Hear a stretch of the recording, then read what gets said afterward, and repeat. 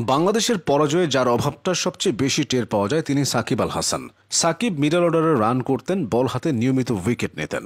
সাকিব থাকা মানে একটা প্লেয়ার বেশি নিয়ে খেলা। তাই টি-20 ক্রিকেটে বাংলাদেশের যা অর্জন তার সবটা জুড়েই সাকিবের নাম। সাকিব ছিলেন গোটা দলের অক্সিজেন হয়ে। এই অক্সিজেন স্বল্পতায় এখন ছটফটের কারণ। টি-20তে বাংলাদেশের দ্বিতীয় সর্বোচ্চ রান সংগ্রাহক তিনি, দলের হয়ে দ্বিতীয় সর্বোচ্চ উইকেটও তার। টি-20 অলরাউন্ডারদের তালিকায় তো বছরের পর বছর ধরে সাকিবেরই রাজত্ব ছিল।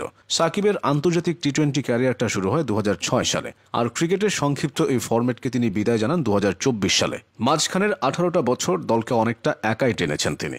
ম্যাচের পর ম্যাচ, সিরিজের পর সিরিজ, এমনকি বৈশ্বিক টুর্নামেন্টেও তিনি বিরামহীন পারফর্ম করেছেন। 2006 সালে জিম্বাবুয়ের বিপক্ষে বাংলাদেশের প্রথম আন্তর্জাতিক টি-20 ম্যাচে অভিষেক হয়েছিল সাকিব আল হাসানের।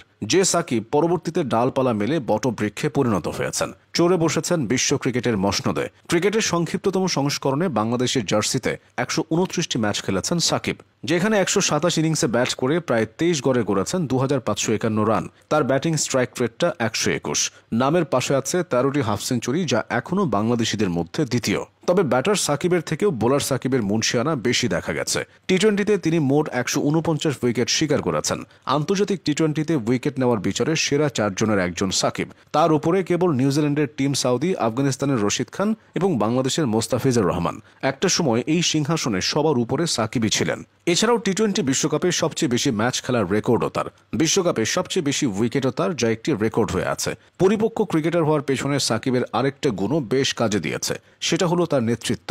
টি-20তে নেতৃত্ব সংকটের মাঝেও সাকিব দলের হাল ধরেছেন, বিপর্যয় থেকে টেনে তুলেছেন।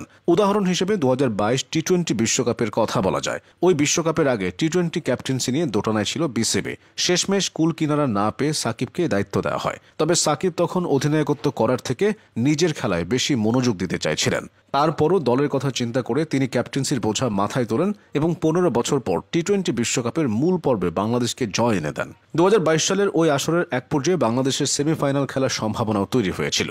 এরপর ক্যারিয়ারের পরন্ত বেলায়, অর্থাৎ নিজের শেষ বিশ্বকাপেও তিনি আপন আলোয় উজ্জ্বল ছিলেন।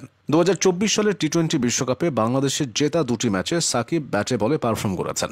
একটিতে তো ম্যাচ সেরার পুরস্কারই জিতেছেন। তবে দলীয় ব্যর্থতায় সেবারও সেমিফাইনালে ওঠার সুযোগটা হাতছাড়া হয় বাংলাদেশের। সংক্ষিপ্ত ফরম্যাটে বাংলাদেশের জয়ের থেকে হারের পাল্লাটাই বেশি ভারী। ছোট, মাঝারি কিংবা বড় সব দলের সাথেই বাংলাদেশের হারার রেকর্ড আছে। তবে বড় দলগুলোর বিপক্ষে হারা অনেক ম্যাচেও সাকিব তার জাত চিনিয়েছেন। 2012 টি-20 বিশ্বকাপে পাকিস্তানের বিপক্ষে 54 বলে 84 রানের অবিস্মরণীয় ইনিংস, কিংবা 2014 টি-20 বিশ্বকাপে অস্ট্রেলিয়ার বিপক্ষে 52 বলে 66 রানের ইনিংসগুলো তারই প্রমাণ। 2015 সালে পাকিস্তানের বিপক্ষে একমাত্র টি-20তে সাকিবের হার না মানা 50 বাংলাদেশকে জয় এনে দিয়েছিল।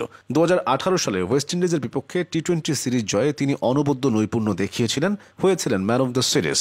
তুলনামূলক সহজ কন্ডিশন হলেও 2021 সালে অস্ট্রেলিয়া এবং নিউজিল্যান্ডের বিপক্ষে জেতা টি-20 সিরিজগুলোতেও সেরা সাকিবকে দেখা গেছে। অথচ তখন তিনি নিষেধাজ্ঞা কাটিয়ে ক্রিকেটটা আবারও শুরু করেছেন। টি-20 হলো মোমেন্টামের খেলা। এখানে মুহূর্তে ম্যাচের মোড় ঘুরে যেতে পারে, আর এই কাজটি সাকিবের থেকে ভালো কয়জনই বা করতে জানে। কিপ্টে বোলিংয়ের পাশাপাশি তার উইকেট নেওয়ার ক্ষমতা ম্যাচ ঘুরিয়ে দিত। কোনো ট্রফি হয়তো জেতাতে পারেননি, তবে বাংলাদেশকে সাকিব নিজের সেরা সার্ভিস দিয়েছেন।